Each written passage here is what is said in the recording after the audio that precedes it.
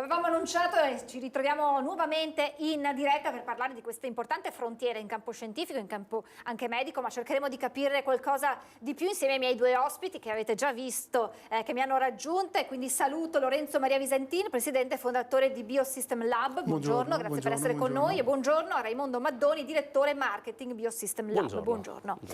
Allora, di che cosa stiamo parlando?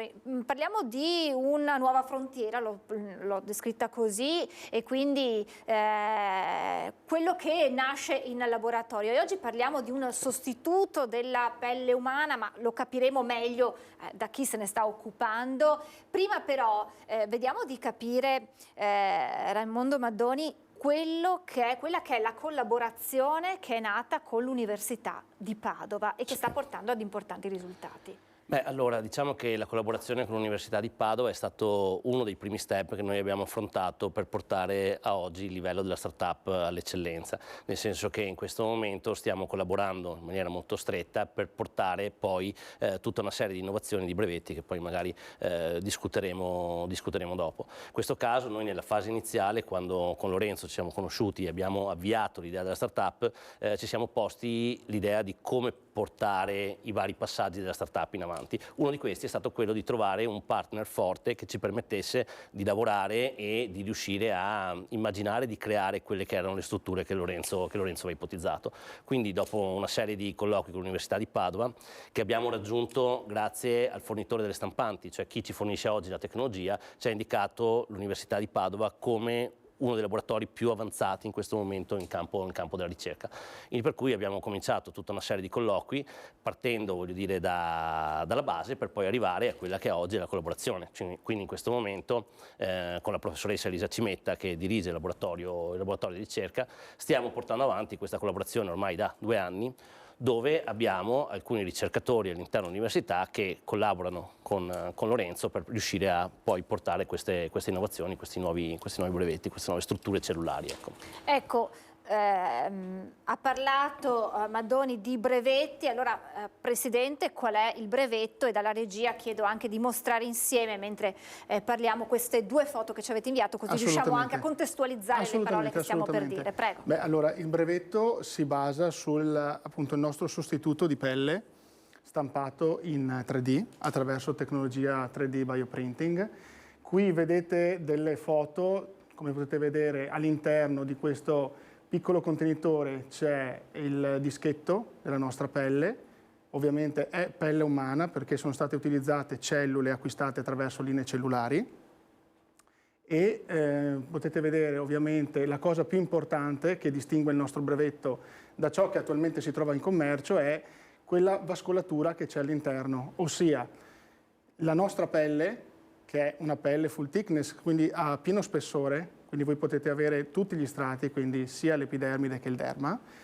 Alla base c'è questa vascolatura che rende il nostro prodotto innovativo, in quanto normalmente questi tipi di pelle stampata o comunque castata vengono venduti immersi all'interno di un liquido presente su questi pozzetti, come si può vedere. Questo è semplicemente un campione esemplificativo. Normalmente nel nostro progetto e nel nostro brevetto ovviamente questi campioni non sono immersi in un liquido, ma bensì sono perfusi. Cosa vuol dire? Che c'è una macchina che, collegandosi con 2 beccucci alle 2 estremità di questo vaso, permette di far fluire il liquido che nutre le cellule all'interno del campione. Questo è molto importante, soprattutto per la parte di test a livello cosmetico, ma anche cosmeceutico. Quindi nel caso in cui un'azienda non voglia testare solamente un prodotto al di sopra, quindi a livello cutaneo, ma voglia vedere per esempio come una molecola interagisce all'interno con le cellule, può metterla in perfusione, cioè può mettere la molecola all'interno del liquido che viene fatto passare all'interno del campione. Ecco, qui vedete appunto un esempio del sistema di perfusione, e quindi oltre al nutrimento passano anche le molecole o comunque ciò che si vuole valutare, ciò che si vuole testare, e quindi questo permette di avere un'efficacia e un test a livello predittivo molto più simile a quello che si potrebbe vedere attraverso un test per esempio in vivo, quindi utilizzando un animale.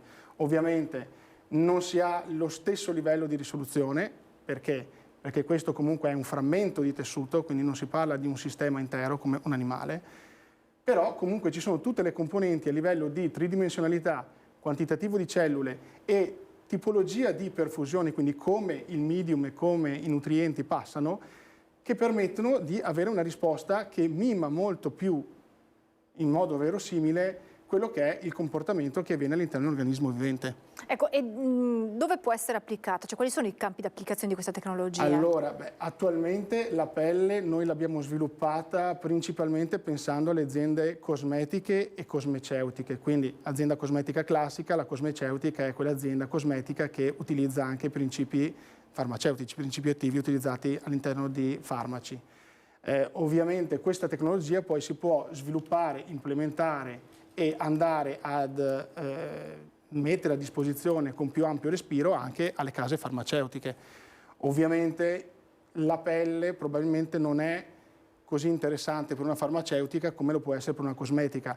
Altri invece prodotti che stiamo portando avanti saranno sicuramente più interessanti viceversa per le farmaceutiche invece che per le aziende cosmetiche. E le aziende farmaceutiche o cosmetiche in che modo potranno utilizzarlo? Non so chi vuole rispondermi, cioè quale potrebbe essere proprio poi per parlare al nostro pubblico quello che sarà poi l'utilizzo vero e proprio, insomma. Ma diciamo che a oggi, anche per una serie di regolamentazioni europee che stanno emergendo, tutti i farmaci o i cosmetici che entrano in commercio devono essere testati. È chiaro che noi abbiamo innovato quello che a oggi è quello che viene chiamato il test in vitro, cioè i test che venivano fatti su dei brandelli di pelle o animale o pelle umana, che permettevano quindi poi di andare a capire le interazioni. Questo tipo di sistema invece permette non solo di capire l'interazione a livello epidermico, quindi nella prima parte della superficie della pelle, ma di andare più in profondità, quindi prevedere tutto quanto quello che succede fino chiaramente all'assorbimento all'interno delle vene, per capirci. E per cui le aziende cosmetiche potranno testare i loro prodotti sapendo di avere una risposta più efficace, efficiente e sicuramente più chiara, quindi anche per il consumatore finale. Sicuramente questo è un processo importante per riuscire anche a stabilire la qualità del prodotto che va a utilizzare. Poi, se la Comunità Europea continua in questa direzione, è logico che questi test prima del 2030 diventeranno obbligatori e quindi ci permetteranno comunque di inserire all'interno del mercato dei dischetti di pelle che permettano poi in tutta Europa di fare questi test in maniera verificata. Ecco, perché è importante, cosa potrà cambiare grazie a questa tecnologia? Beh, allora questa tecnologia, in particolare se noi prendiamo esempio appunto del dischetto di pelle, già fa capire qual è lo step successivo, cioè si vanno a integrare due tecnologie, quella del test in vitro fatto nel 3D e l'utilizzo per esempio dei sistemi di perfusione, che sono degli altri sistemi che vengono utilizzati per fare dei test più complessi. Unendoli su un unico sistema, appunto, come dicevo anche prima, si possono andare a integrare varie fasi di studio. Faccio un esempio molto semplice. Abbiamo parlato prima di aziende cosmetiche, ma anche per esempio un'azienda che fa integratori per la pelle e volesse vedere l'efficacia che può avere, ovviamente in piccola scala, con molti campioni, il determinato principio attivo o l'integratore in sé per sé a livello di assorbimento cutaneo rispetto a quello che viene portato dal circolo sanguigno, lo può fare col nostro tipo di test, nel senso che immettendo, come dicevo prima, il principio attivo all'interno del liquido che va a nutrire il nostro campione, è possibile poi, con determinati test specifici, vedere come viene assorbito, cosa va a modificare, per esempio se va a incrementare determinate caratteristiche delle cellule, se va a modificare i parametri che possono essere quali l'elasticità della pelle e altre caratteristiche che comunque possono essere importanti per chi va a produrre un prodotto e così non è in grado a stretto giro di poter capire qual è l'efficacia reale del prodotto, comunque qual è il risultato che potrebbe ottenere in grande scala con quel determinato prodotto. Spesso i test, lo sappiamo, avvengono su animali e questo potrebbe, immagino, superare questo aspetto. Ma allora lo dico io in maniera semplice, nel senso che la parte tecnica sicuramente l'azienda è Lorenzo, però sicuramente ci potrà essere una riduzione, nel senso che migliori diventeranno i test legati alla pelle vascolarizzata e sicuramente avranno un impatto dall'altra parte sulla riduzione dei test su animale.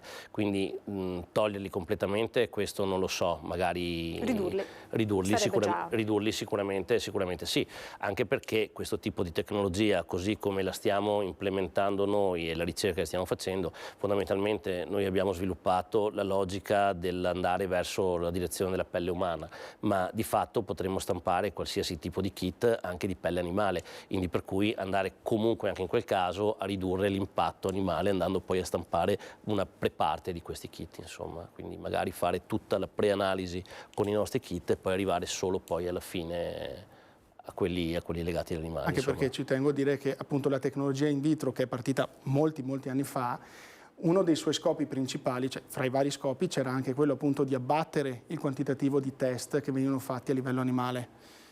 Anche perché ricordiamo che appunto gli animali, ci sono degli animali che vengono utilizzati perché hanno delle caratteristiche molto simili a quelle dell'uomo, però ovviamente, come è già uscito anche su altri dibattiti a livello scientifico, non sono l'uomo. Quindi il fatto che ci sia una compatibilità molto vicina non è come dire io vado a fare un test, per esempio, su della pelle umana o su un sostituto di pelle umana, che quindi mima in maniera molto calcata determinate caratteristiche. E quindi questo può portare sicuramente dei vantaggi.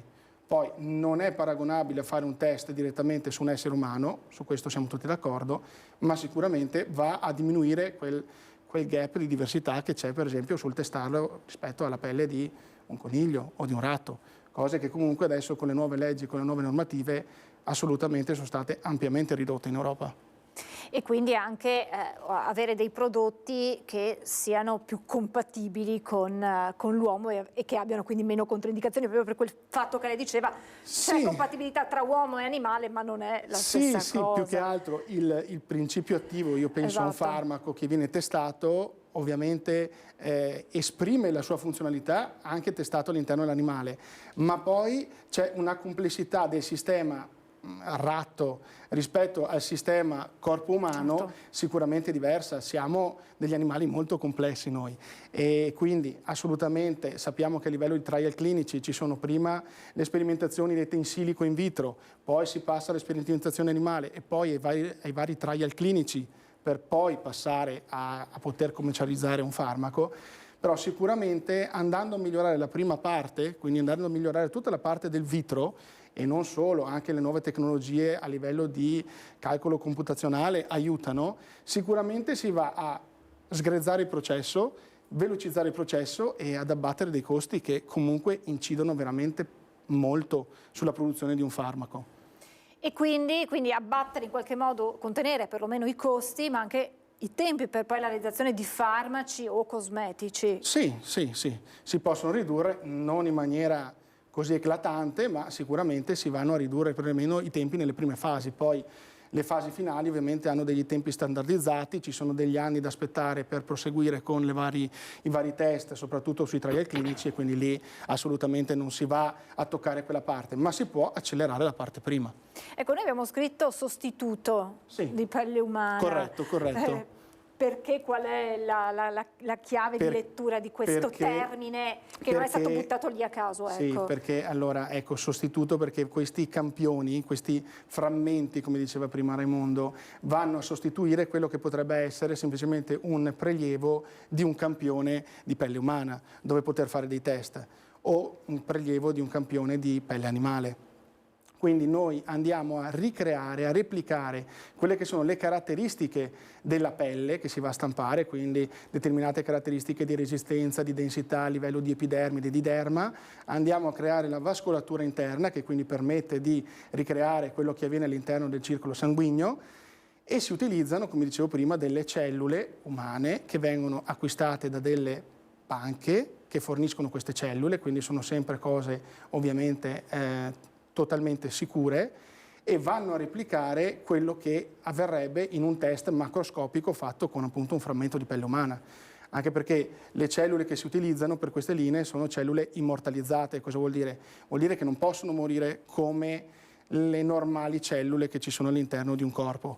Per questo con queste cellule si va a mimare quello che è la pelle in questo caso, ma non è una pelle identica a quella da un espianto. Ecco, quello va segnato, assolutamente va detto. Ecco, e questo è importante sottolinearlo. E chi sta lavorando a tutto questo? Cioè, qual è la squadra tecnica che si sta impegnando per questa cosa? Allora, come diceva prima Raimondo, la squadra tecnica è formata principalmente dal corpo di ragazzi che lavora all'interno del laboratorio universitario.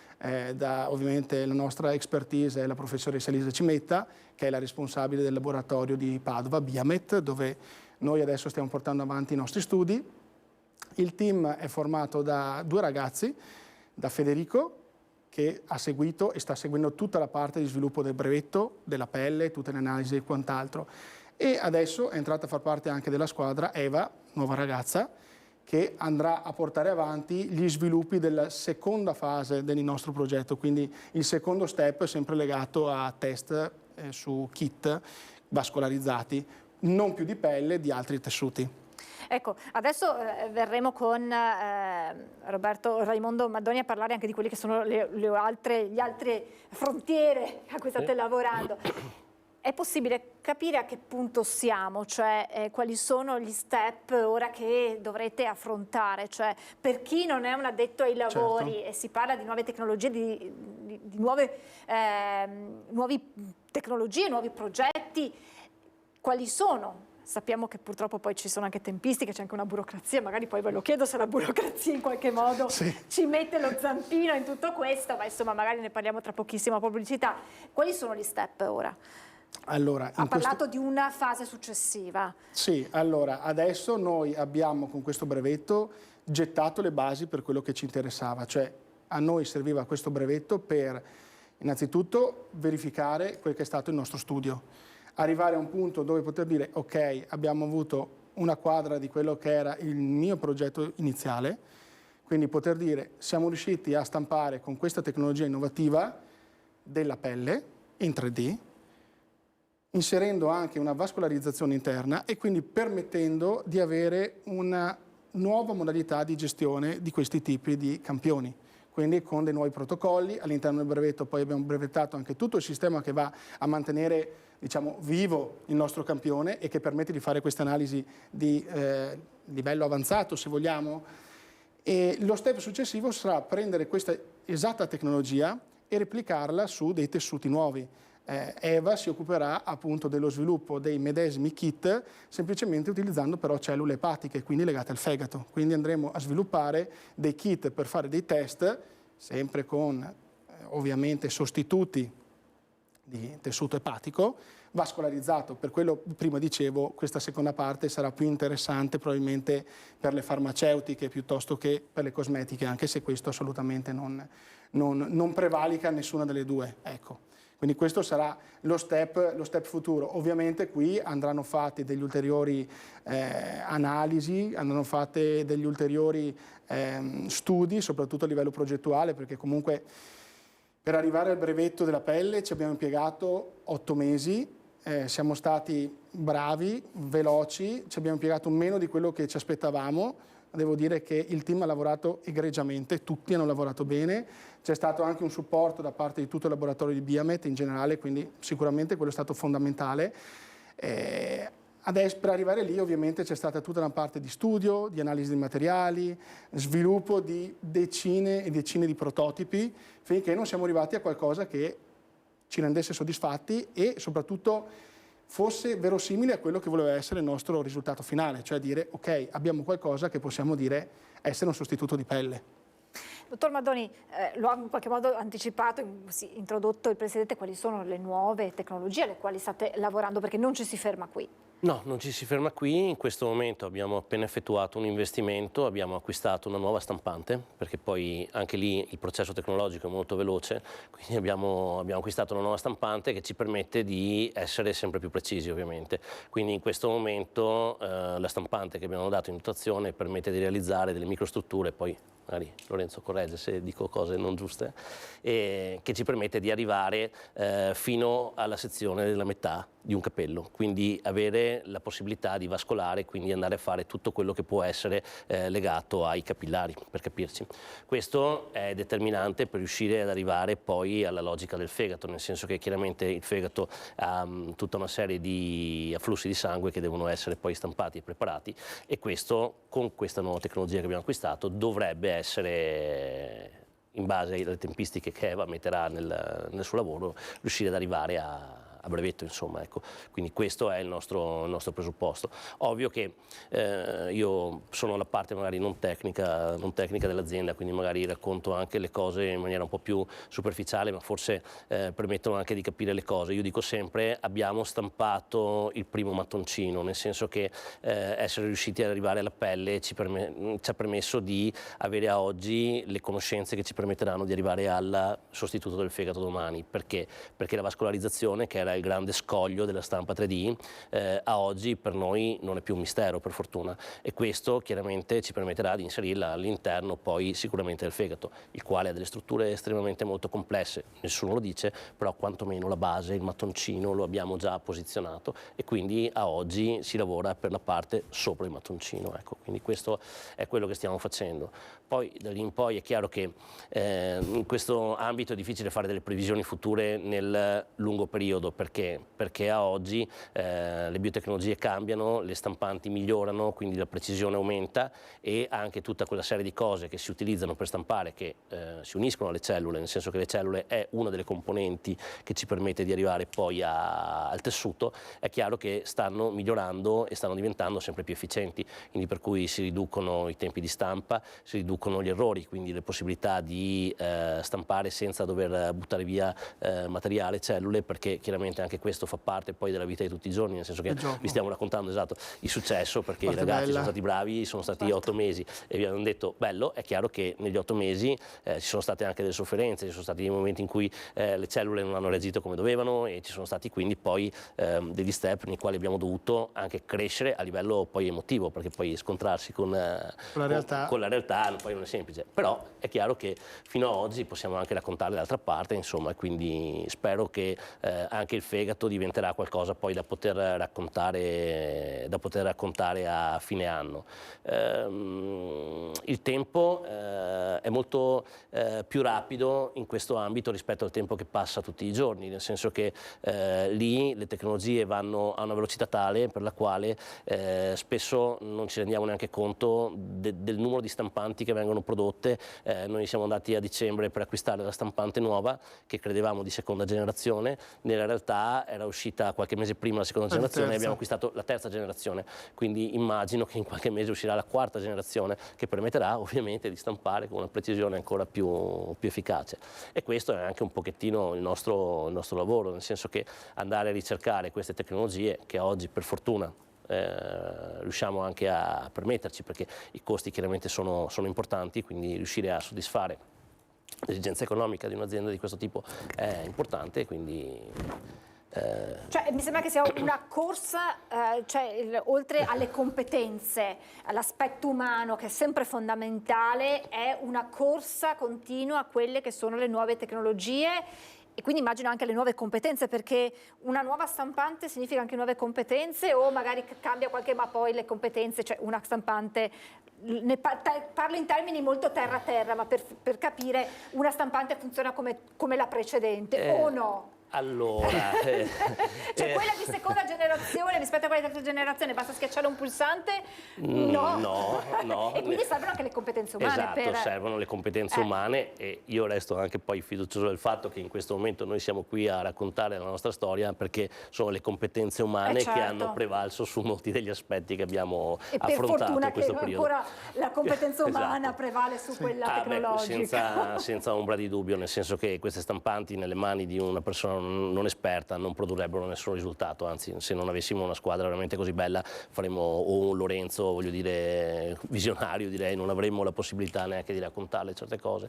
Quello che secondo me è importante capire a livello di tecnologia è che la nostra rincorsa è legata poi alla perfezione, nel senso che è chiaro che noi a oggi cerchiamo di lavorare per avere delle strutture che sono sempre più perfette e che permettano una cosa che a oggi può sempre mancare, che è la standardizzazione. Cioè noi cerchiamo chiaramente di standardizzare i campioni, che è un aspetto molto importante, in modo tale che di fronte a un test non è che 100 test dopo le cose possono cambiare, il test darà sempre lo stesso risultato, cosa che spesso e volentieri non sempre a oggi è possibile fare, perché chiaramente possono cambiare per esempio gli animali o possono cambiare determinati tipi di cellule che vengono prese, invece noi stiamo tentando di effettuare una replicazione che sia sempre perfetta. Okay? E questo sarà anche per quanto riguarda il discorso epatico e quindi poi per i campioni che speriamo di poter fornire all'azienda farmaceutica per andare a testare i farmaci, cercheremo di fornire dei campioni sempre perfetti, quindi che abbiano sempre le stesse caratteristiche, in modo tale che le risposte dei farmaci poi diano la reale risposta, cioè non ci siano delle variabili che possono far pensare che il farmaco funziona o non funziona. Preso un campione standard, quello dovrà essere il risultato. E non è poco. E non è poco, esatto. Noi ci fermiamo, abbiamo la pubblicità e poi torniamo in diretta per continuare a parlare di queste nuove frontiere, di queste nuove tecnologie. A tra poco.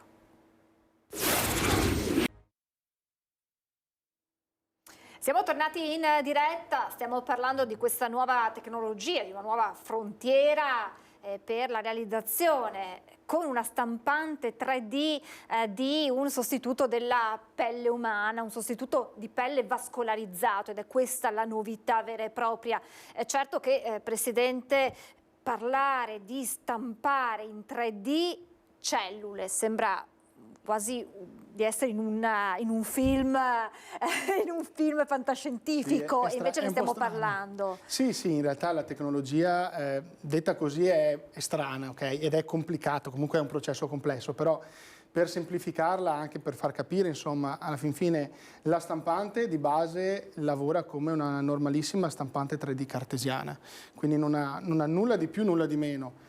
Ovviamente poi ci sono tutta una serie di funzioni che vengono aggiunte alla stampante per permettere la creazione del prodotto finale, però alla fin fine c'è sempre un ugello dal quale fuoriesce un inchiostro, un bioinchiostro, che contiene le cellule che sono state preselezionate e che alla fine, attraverso un disegno che è stato caricato nella stampante, attraverso un CAD 3D molto semplice che viene utilizzato ovunque al giorno d'oggi, si va a creare quello che è il disegno, il prototipo finale che si vuole. Quindi poi alla fine il prototipo va preso e le cellule vanno messe a maturare. Ma a parte questo, il processo di stampa non è diverso dalla classica stampante che uno può acquistare e utilizzare per stampare un qualsiasi prodotto in plastica o comunque in materiali tecnici. Una forchetta, mi viene in mente questa che abbiamo visto spesso stampare anche nelle fiere in stampanti 3D, e stampare invece un sostituto della pelle umana. Insomma, immagino che anche per chi da casa ci sta guardando sia d'impatto, sì, e ci faccia capire di quanto la tecnologia stia facendo passi, quelli che aveva detto anche il dottor Maggioni, passi da gigante. Quello sì.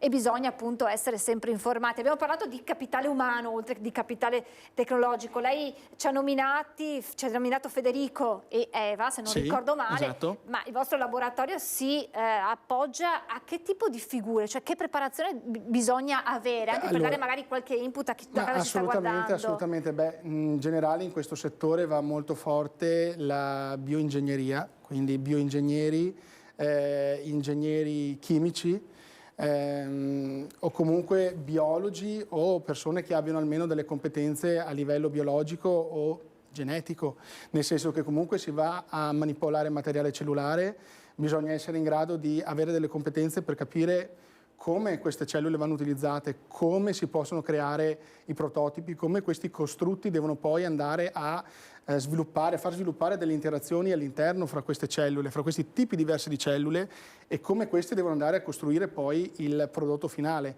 Quindi sicuramente servono delle competenze a livello di ingegneria e biologia. Quindi sicuramente le nostre due figure attualmente, ma anche le altre figure che vanno a coadiuvare il tutto a livello del laboratoriale, sono principalmente ingegneri, bioingegneri e biologi, volendo. Tutti giovanissimi anche, immagino. Sì, tutti giovani, tutti molto giovani, sì. E questa è forse anche la forza, quella di saper guardare oltre, saper progettare quello che magari la tecnologia non è ancora in grado di realizzare, perché poi è anche questo, nel senso che prima durante la pausa pubblicitaria mi spiegavate che è difficile anche programmare quello che si potrà fare da qui a un anno, probabilmente anche a 6 mesi. Anche 6 mesi, sì. Proprio perché la tecnologia è talmente tanto in evoluzione che bisogna adeguarsi a a queste tempistiche? Tecnologia, conoscenze, studi fatti da altre università o comunque da altri laboratori che poi vengono integrati e che ci permettono poi anche di acquisire informazioni nuove anche per evitare degli errori, quindi voglio dire stiamo tra virgolette, dico a livello globale, tutti lavorando nella stessa direzione e queste tecnologie si stanno sviluppando proprio per questo scopo, cioè riuscire a portare a casa quello che sarà poi il risultato finale di tessuti o voglio dire di parti di organo funzionali per riuscire a rendere la medicina sempre più precisa. E anche in questo punto che sta l'importanza della collaborazione con l'Università di Padova, proprio per avere input da mondi diversi che arrivano, anche per quelle che sono poi le richieste che arrivano dal mondo esterno. Anche perché è chiaro che noi parliamo, tra virgolette, di una rete di comunicazione dove le università e i centri di ricerca fanno parte un pochettino tutti quanti dello stesso schema, quindi per cui nel momento in cui qualcosa succede all'interno dell'università viene pubblicato, questa pubblicazione viene resa pubblica all'interno dell'università e quindi poi diventa materia di studio di altre università. Noi stessi, voglio dire, in questo momento siamo entrati in contatto con diversi altri studi e diverse altre realtà che ci hanno permesso poi di effettuare, direi, delle consulenze o acquisire informazioni anche noi, cioè quindi questo scambio di informazioni per poi poter arrivare anche ad altri tipi di vascolature. Abbiamo effettuato, voglio dire, delle conferenze, abbiamo effettuato anche delle conferenze pubbliche, per esempio sulla stampa 3D, dove abbiamo portato i nostri studi e dove abbiamo conosciuto degli altri laboratori, quindi anche questo ci permette con il circuito dell'università di essere sempre chiaramente aggiornati e di dare aggiornamenti anche ai nostri attori, ai nostri anche collaboratori, direi. Poi abbiamo fatto degli step che sono stati importanti dal punto di vista istituzionale, per esempio l'anno scorso abbiamo fatto la presentazione al Senato della Repubblica della startup, dove abbiamo raccontato all'interno di una conferenza dedicata alle malattie cardiovascolari, esatto, alla prevenzione sulle malattie cardiovascolari, dove abbiamo indicato, voglio dire, le possibilità che ci saranno in un futuro che ancora non riusciamo a comprendere perché abbiamo detto che è difficile fare questa previsione, ma dove ci saranno delle possibilità di arrivare, immaginiamo, a quella che potrebbe essere la stampa di una valvola cardiaca. È chiaro che da qui a poterlo fare abbiamo degli step importanti, questi che stiamo facendo fanno parte di questi step, non abbiamo idea dell'anno, cioè ci vorranno 2, 3, 5 certo. o 10 anni, però la direzione all'interno di questo mondo è proprio questa, cioè quella di arrivare a questo tipo di stampe complesse e funzionali, cioè che un giorno probabilmente potranno essere fatti tutti i trial clinici e tutti gli studi del caso, essere poi un trapianto reale su donatore. È questo l'obiettivo finale? Cioè, quali sono, se dobbiamo guardare al futuro, sempre tenendo conto della tecnologia, delle competenze, ma se doveste guardare al futuro, che cosa vi immaginate? Direi che questo sì, potrebbe essere l'obiettivo finale. Quindi una valvola cardiaca? Una valvola cardiaca o comunque magari delle parti di organo che possano essere utilizzate per fare anche degli autotrapianti, perché ricordiamo che questa tecnologia adesso in questa fase magari è prematuro, però di base permette di prendere delle cellule da un donatore, bioingegnerizzarle, quindi modificarle e utilizzarle per idealmente ricreare, quindi stampare un qualcosa che possa essere utilizzato per sostituire magari, non so, una valvola cardiaca. Ad esempio, anche per quanto riguarda la pelle, magari parleremo anche di questo. Anche quello, ovviamente, va tutto, come diceva il dottor Maldoni, certo. Va tutto seguito di trial clinici, comunque analisi, fondi, perché queste cose costano moltissimi soldi, no, va detto, certo. Perché è anche uno dei problemi per cui la ricerca, soprattutto su questi campi, c'è, ma ogni tanto arranca, perché il fattore economico è importantissimo, oltre a tutto il capitale umano c'è anche il capitale economico. E ovviamente sì, questa è la direzione, questa è l'idea, cioè poter customizzare il prodotto in base alle richieste del cliente. Quindi poter dire, ok, io sono in grado di poter stampare una valvola cardiaca funzionale per una persona, significa non solo renderla più efficace per la persona stessa, perché si vanno ad abbattere, o meglio, si vanno a diminuire tutta una serie di problematiche che sono legate ai trapianti, ma si va anche a battere tutto quello che è poi il costo della gestione di una persona neotrapiantata e si va ad abbattere anche tutto quello che è il discorso di reperibilità. Certo, sappiamo quanto ce n'è bisogno. Sì, noi siamo venuti a conoscenza di cifre a livello proprio di persone che hanno bisogno di subire trapianti per problematiche cardiache, sempre sulla conferenza che citava prima il dottor Maddoni, veramente numeri veramente elevati, con problematiche e gestioni dopo il trapianto complesse da parte dei team medici. Quindi sì, il nostro scopo è quello, cioè cercare di portare uno sviluppo e di andare a dare un supporto alla medicina anche chirurgica di precisione. Ci sono già aziende che lo stanno facendo in vari settori, anche noi vogliamo dare il nostro contributo e quindi per far questo ovviamente stiamo percorrendo tutti quegli step, quei passi che servono per avere, come diceva prima il dottor Maddoni, un prodotto di qualità, perché alla fin fine si basa tutto su quello, un prodotto che funzioni ma che sia anche di qualità, perché altrimenti sì, in tutto non è giustificato. Ecco, anche per quanto riguarda il sostituto di pelle di cui abbiamo parlato oggi, al momento non è possibile utilizzarla, penso ad esempio, lo dicevo prima, in caso di ustioni, di bruciature, però diciamo che questo potrebbe essere un nuovo obietvo sul quale potrete lavorare, insomma diciamo che all'interno di questi step. Assolutamente sì, anche perché poi noi abbiamo sfruttato diciamo, una delle caratteristiche di questa tecnologia, cioè stampare una parte di pelle con delle caratteristiche, però questa tecnologia è molto versatile, cioè permette di stampare anche solamente, non so, alcuni strati della pelle.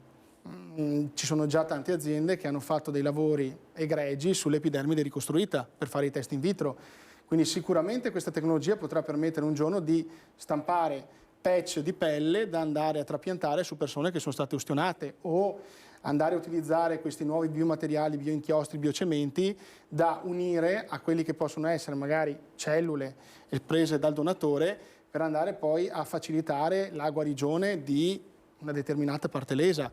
Ci sono già start-up che stanno lavorando in questo ambito. Ci sono addirittura start-up, però qui andiamo sugli Stati Uniti, più futuristiche, che stanno lavorando a dispositivi, cioè stampanti che permettano di stampare direttamente in sala operatoria, cioè quindi andare a sostituire i tessuti o comunque le parti danneggiate già in sala operatoria. Ovviamente qui parliamo di tecnologia ancora più avanzata. Mamma mia.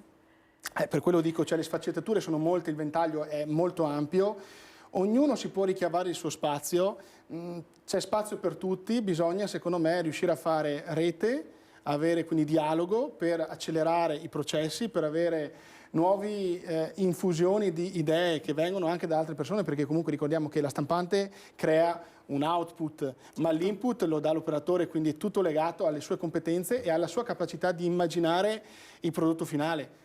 Poi adesso ci sono anche altre tecnologie che vengono a supporto, quindi se noi uniamo il capitale umano, il capitale tecnologico e il capitale economico insieme, in generale a livello di ricerca e sviluppo si possono ottenere grossi traguardi, non solo in questo campo, in generale, cioè la ricerca e sviluppo va spinta perché alla fin fine è il motore che porta all'innovazione, che spinge tutto quello che noi conosciamo. Ecco, questi 3 tasselli che lei ha nominato in questo momento riescono ad andare di pari passo? C'è qualcosa che corre un po' più veloce, qualcosa che resta indietro? Mi verrebbe già da dare la risposta.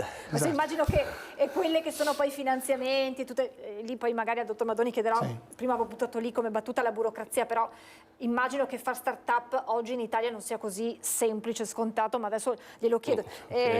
Presidente, appunto dicevo, questi 3 livelli, il capitale umano immagino che ci sia, ce lo dimostrano insomma il capitale i ragazzi. Umano sì c'è. Quello tecnologico abbiamo capito che corre a velocità esagerate, magari c'è un altro capitale che magari ha un po' esatto, diciamo che questi 3 capitali non corrono proprio paralleli, ecco. Anzi il capitale umano secondo me ce n'è di più di quello che uno crede, ecco. Ma probabilmente non viene data la giusta visibilità e non valorizzato. E non vengono valorizzati, e quindi cioè va all'estero magari? Sì, anche quello è un problema, cioè per dire anche voler fare una start-up e dire ok, io voglio restare in Italia, voglio restare nel mio paese, voglio implementare il potenziale del mio paese, è veramente complicato, cioè ci sono, ma non solo a livello economico-finanziario, ma anche semplicemente a livello burocratico, ci sono tanti di quegli step che, dico un'assurdità, ma probabilmente avendo fatto un passo di là alla Svizzera, magari saremmo già aperti, cioè nel senso... abbiamo avuto contatti anche negli anni precedenti, anche con fondi, poi parlerà meglio il dottor Maddoni, che ci avevano caldamente invitato di cambiare paese, Cioè ci hanno detto per noi va tutto bene, basta che cambiate paese, era l'unica richiesta. Noi abbiamo... Forse la prima. Forse la prima Forse richiesta. la prima, esatto, era se voi cambiate paese tutto quello che abbiamo detto si avvera, altrimenti no. Cioè queste sono state le richieste di base. Noi abbiamo fatto una scelta nostra e dire no, noi vogliamo rimanere in Italia. Devo ammettere che non è proprio così facile. No, non è una cosa facile, è un percorso abbastanza arduo. Però, insomma, Cioè, lo chi stiamo... me l'ha fatta fare qualche volta magari le verrà da dirlo, no? Sì, anche perché anche parlando con potenziali persone che si sono interfacciate con noi, finanziatori, e tanti ci hanno chiesto in quanto tempo abbiamo pensato, abbiamo valutato di aprire, non so, una filiale all'estero, Svizzera piuttosto che Emirati Arabi, piuttosto che Stati Uniti. E questa è una domanda che ci è stata posta svariate volte, alla quale noi abbiamo dato una risposta temporeggiando, nel senso che noi comunque vorremmo avere il nostro fulcro qui in Italia, cioè sviluppare la tecnologia qui in Italia, avere una sede qui in Italia, portare innovazioni in Italia, poter avere ragazzi che vogliono sperimentare e studiare qui in Italia senza per forza di cose dover andare negli Stati Uniti, in Germania o dove queste realtà ci sono e funzionano. Cioè il nome Italia blocca in qualche modo, cioè quando si viene a sapere che quella realtà, seppur innovativa, seppur con le competenze, è in Italia, ma questo per la burocrazia italiana o perché? Ma Cosa allora, blocca? Intanto direi che la prima risposta utile è all'accesso ai finanziamenti, nel senso che anche in questo momento noi viviamo per sostentamento, una parte perché chiaramente ci siamo autofinanziati, un'altra parte perché delle persone private o delle piccole aziende hanno investito su di noi in attesa che, voglio dire, poi possano ottenere un giorno dei benefici da questo investimento. Ma se io penso all'accesso a fondi pubblici o quant'altro, a oggi noi siamo bloccati, per esempio in alcuni per dei vincoli che secondo me sono assurdi, cioè in questo momento per poter chiedere per esempio un rimborso alla Comunità Europea dell'80%, dico io, della stampante che abbiamo acquistato, dovremmo avere l'azienda che vende questi kit di pelle, quindi dovremmo prima venderli, acquistare la stampante eccetera. E invece questa cosa oggi per noi non è possibile perché noi siamo nella fase di raccolta economica che ci permetterà, speriamo, di avere il laboratorio esterno che lavora in sincrono con quello dell'università, mentre oggi ci stiamo appoggiando completamente lì. È chiaro che se io non vendo, non produco fatturato, e se non produco fatturato non posso accedere al bando. E quindi questa cosa in questo momento ci sta bloccando e danneggiando non poco. È singolare ma reale quello che stava dicendo Lorenzo prima, cioè il fatto che abbiamo avuto una discussione per esempio di 8 mesi, quindi non 2 giorni, con un fondo americano, con il quale poi siamo entrati non in accordo, non in disaccordo, direi non in accordo su quello che volevano fare, perché loro erano molto più orientati sul ragionamento della stampa di carne, quindi intendevano utilizzare questa tecnologia per andare a stampare carne e noi non eravamo d'accordo, quindi per cui questo è stato uno dei primi scogli. Il secondo scoglio ho detto ok, tutto bello, però dovete pensare di venire negli Stati Uniti, volete fare un anno lì perché vi piace stare lì, però dovete venire negli Stati Uniti perché qui questo è il fulcro. Io vorrei che domani mattina ci sia, che sicuramente è così in alcune cose, non dico assolutamente di no, però mi piacerebbe vedere domani mattina nel laboratorio che è a Treviso, a Padova, qualcuno che dagli Stati Uniti prende l'aereo per venire a noi perché siamo un'eccellenza. Cioè, se non cominciamo a invertire questo processo, secondo me poi alla fine, e continuiamo a lamentarci che noi dobbiamo partire per andare da qualche altra parte, non lo invertiamo, e quindi noi finché potremo cercheremo, tra virgolette, di pestare i piedi, di restare qui. Poi se poi non ce la facciamo non lo so, partiremo. Però fino adesso tutti quanti quelli che ce l'hanno chiesto, e spesso volentieri anche io mi arrogo questa presunzione, dico no, finché è possibile resteremo qui, anche se, devo essere sincero, il fondo svizzero tentava molto e loro ci dicevano vabbè, ma la Svizzera è a 2 passi, ma non è qui. Cioè, alla non fine è una questione geografica. Diventeremo svizzeri, di distanze, esatto, per meglio dire. Avremo depositato il brevetto in Svizzera e invece a oggi è piccolo, funziona. Vabbè, è un brevetto italiano, cioè nel senso è qualcosa che abbiamo sviluppato qui, quindi per quello anche noi a oggi siamo nella logica della raccolta del capitale privato qui. Ma perché ancora dagli Stati Uniti non si prende quell'aereo per venire in Italia? Nonostante ci siano grandi eccellenze che poi vanno all'estero magari proprio perché vengono quei cervelli che fuggono all'estero. Perché? Siamo poco attrattivi perché? Cosa blocca? Dalla vostra esperienza. Allora, secondo me qualcuno l'aereo lo prende, è che il flusso è piccolo rispetto a quello che va, cioè certo. quelli che arrivano qui sono delle singolarità, secondo me, anche di alto spessore, che però vanno a ricoprire ruoli molto specifici e determinati in alcune aziende. Quindi questo magari non si vede. Poi è chiaro che nel momento stesso in cui quei ruoli vengono occupati da qualcuno che arriva dall'estero, è chiaro che chi potrebbe entrare a far parte di un entourage del genere va all'estero a ricoprire quello che loro hanno lasciato libero, quindi questo scambio. Soltanto che chi di noi prova, tra virgolette, ad andare all'estero per far fortuna, tra virgolette, è sicuramente maggiore rispetto a chi viene qui. Cioè chi viene qui è scelto, è selezionato, ha un percorso secondo me diverso. Poi io ribadisco, nel senso, io non sono la parte tecnica, nel senso che io oggi sono qui perché ho fatto un atto di fede e di fiducia nei confronti di Lorenzo. La prima volta che è venuto in ufficio da me a raccontarmi il progetto, gli ho detto ok, lo possiamo fare, cioè dammi del tempo e qualcosa facciamo, ok? E da lì sono passati 3 anni, non sono passati 3 giorni. Forse all'estero anche questo sarebbe stato non magari 3 anni, ma magari 2. Che abbiamo detto che il tempo viaggia molto veloce in questo ambito, quindi un anno, recuperare un anno avendo dei finanziamenti potrebbe aver cambiato anche radicalmente alcuni dei risultati che abbiamo ottenuto. Cioè sono state tante cose che secondo me la parte, tra virgolette, burocratica può aver sicuramente dato, inciso, eccetera, nella nostra storia. Poi ribadisco, veniamo da un'esperienza fatta in Senato della Repubblica dove più su di così non lo so che cosa c'è, certo. ok? E quindi non dico che ci aspettavamo un po' di attenzione. Applausi, sì, sicuramente, però non abbiamo portato a casa magari la possibilità di accedere a un finanziamento o comunque di raccontarlo a qualcuno che potesse darci l'opportunità e quindi abbiamo deciso di rimboccarci le maniche, così come abbiamo fatto tutto partendo da zero, anche nei finanziamenti siamo partiti da zero. Uno dei soci, Federico Maria Pivetta, che è stato a oggi è la parte commerciale dell'azienda, quindi quello che dà un po' il motore a quella che è la logica di recupero, ci ha presentato diverse persone che poi ci hanno creduto e hanno deciso di investire su di noi, ma se non fosse stato questo, per le capacità di Alessandro Vianello, che è socio e commercialista, nel mettere a posto alcuni tasselli, noi oggi non staremmo, non dico raccontando, forse non ci sarebbe neanche il brevetto magari. Io ho praticamente finito il tempo, però mi verrebbe da chiedere, Presidente, che oggi per fare una start-up e per resistere in Italia ci vuole lungimiranza, competenze, ci vuole coraggio. Ci vuole coraggio, sì. Un pizzico di follia, un pizzico di follia, di ordinaria follia, sì, sì, sì.